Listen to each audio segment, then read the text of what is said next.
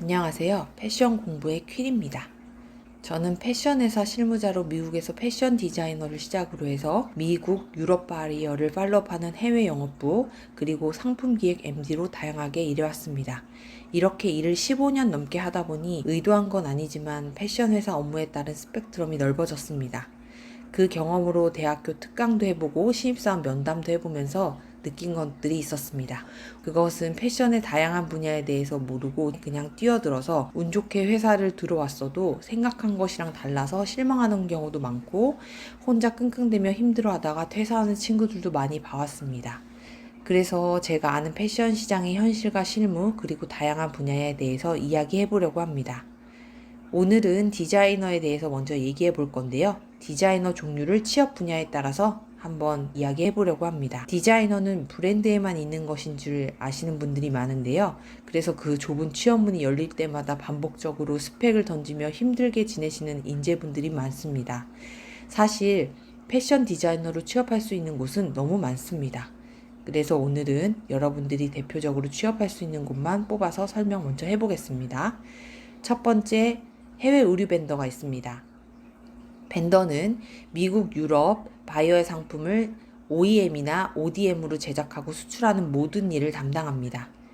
여기서 OEM은 오리지널 이퀄먼트 매니팩처로 바이어의 브랜드 아래에서 제품을 생산하고 수출하는 모든 과정을 담당합니다.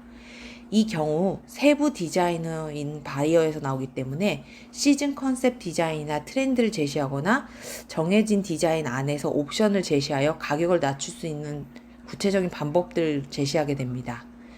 ODM은 오리지널 디벨롭먼트 매니팩처로 바이어의 브랜드 디자인과 생산을 전담합니다. 의류 벤더의 디자이너는 주로 트렌드를 예측하고 분석하고 바이어의 컨셉과 가격 범위를 고려하여 디자인 개발하고 소재도 선택하고 패턴과 전체적인 핏까지 고려한 디자인을 가진 샘플들을 만들어냅니다. 이 같은 과정을 내수시장에서 하면 프로모션 디자이너라고 부릅니다. 세부적으로는 가먼트 디자이너, 소재 디자이너, 테크니컬 디자이너, 3D 디자이너로 나뉩니다. 일반적으로 우리가 생각하는 위에 설명한 디자이너가 가먼트 디자이너고, 소재 디자이너들은 새로운 소재나 가격에 맞거나 디자인에 맞는 소재를 찾고 소재 업체와 협업 및 협상도 하게 됩니다. 그래서 협상 능력도 필요하겠죠. 테크니컬 디자이너는 디자인의 핏을 연구하여 제시합니다. 유척, 즉 소유량까지 계산해서 영업부에 제시해주는 전문적인 분야도 될 수 있습니다.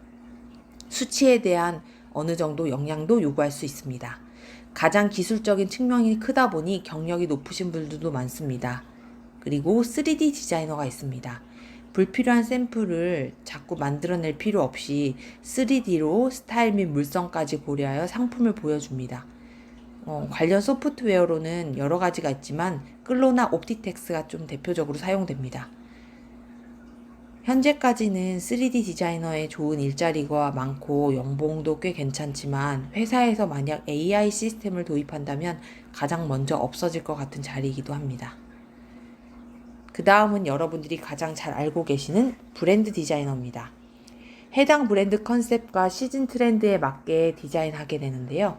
보통은 시즌 스토리를 가지고 어떤 아이템을 접목시켜 이야기를 풀어갈 것인지 생각 먼저 합니다. 여기서도 소재 디자이너가 있습니다. 컨셉을 잡고 나면 시즌에 쓸 소재를 모아주게 됩니다. 트렌드를 생각하면서 스케치를 하게 되고 여기서 MD들과 함께 컨셉과 매년 판매량 분석을 논의하여 전체적으로 품평 준비를 할 스케치를 고르고 거기서 셀렉된 것을 실물 샘플 준비를 합니다. 품평회를 하면서 수정해야 될 부분이나 보완해야 할 부분을 생각하면서 최종 샘플을 만듭니다. 파이널 샘플이라고도 하고 QC 샘플이라고도 합니다. QC는 퀄리티 컨트롤의 줄임말입니다.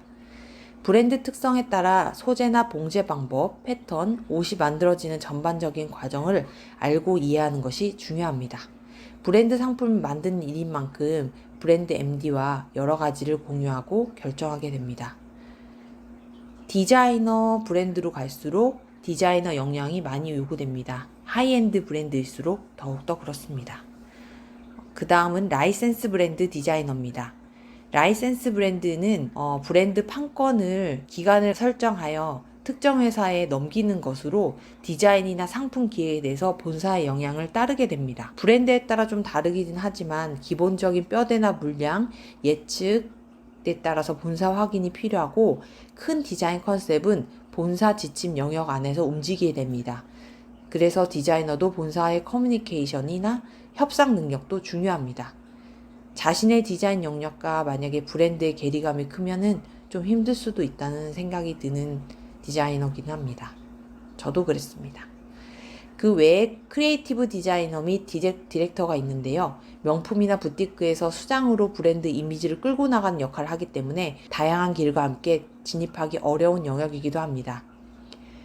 요즘 AI가 창작 영역을 넘어서면서 디자이너가 금방 사라지지 않을까 걱정하시는 분들이 많이 있습니다.